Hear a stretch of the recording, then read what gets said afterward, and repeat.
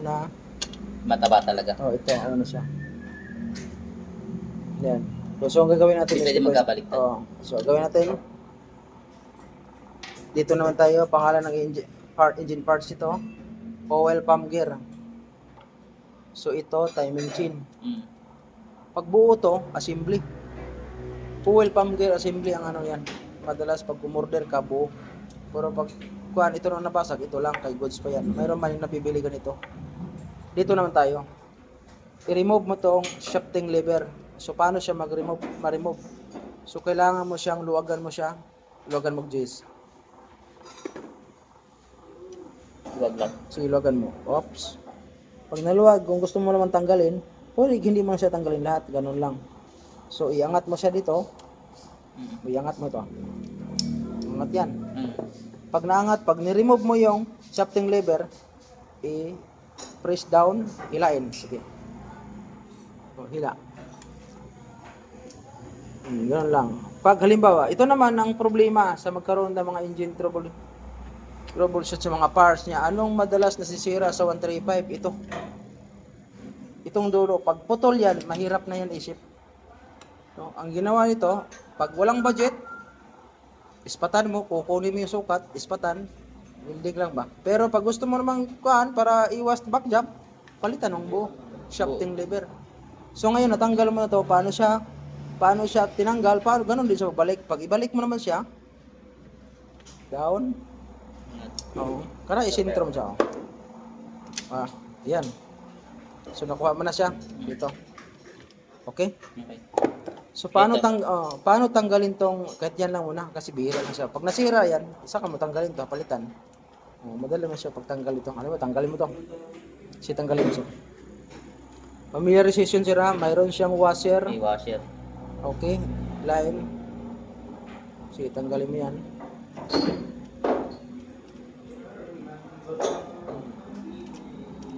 Okay. So mayroon siyang washer din siya na special guide yan. Nabiyak na nagkamali yung pagkabit. Nabiyak na. Pero mayroon siyang guide na hindi siya pwede na walang guide. Pag ilapag mo yan, mayroon siyang guide. Okay. Yan. Diba? Nabitak lang yan nagkamali nga lihis pagkagpit. May spring. So itong spring nakalock yan sa loob. Okay. Okay, ito tayo. May guide din. Meron yan. Tapos kuha ka ng alin, tatanggalin natin to. Ayan, okay. So pag tanggal mo, yan, maluwag lang siya kasi nilogan lang yan para hindi mahirapan magtanggal o magsunod. Alin, shift drum. Ito na yung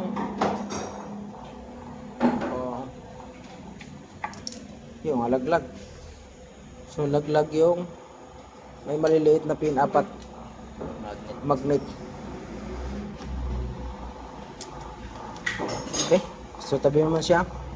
So paano mo tinanggal? Ganon din pagkabit. Ito naman sir, ito na kaya tawag na kick shaft.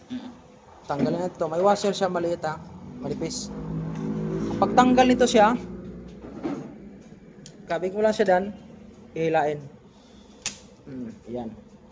So pagkabit niyan sir, ito yung kasimple pagkabit. Nai-spring sa loob. So yung spring na yan, dapat ang design ng spring dito yan, nakaganyan. Kaso batak na siya.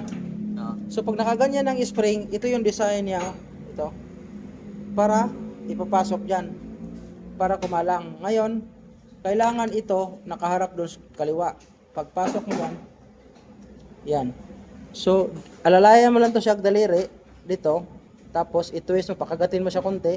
I-twist mo din. Yan doon lang kadali yan, sige ikaw. Gawin mo. Pasok mo siya, spring sa ilalim. Itong Okay. may guide, okay. Dito siya banda. So yan, pasok mo. So pagkagatin mo na siya konti, huwag mo siyang masyado makakagat lang sa spring, bigyan mo siya space dito na matulak mo sa daliri. Okay. Tulak, tapos ikot. Pasok din. Hitin mo pa siya kasi hindi siya mapasok. Diin mo. Sige din. Sit, pwede mo galaw-galaw, galaw-galaw. Yun. Okay? So, ganinin mo. Okay, ikaw. Yun. Ibig sabihin, Di siya kick. dumiretso. Di ba? Ang itin mo, pag kick yan siya, aangat. Pag bitaw sa kick, balik. Kaya pag sinipa mo, pak, balik agad yung kick. Yan yung purpose dyan. No? So, 3 times review.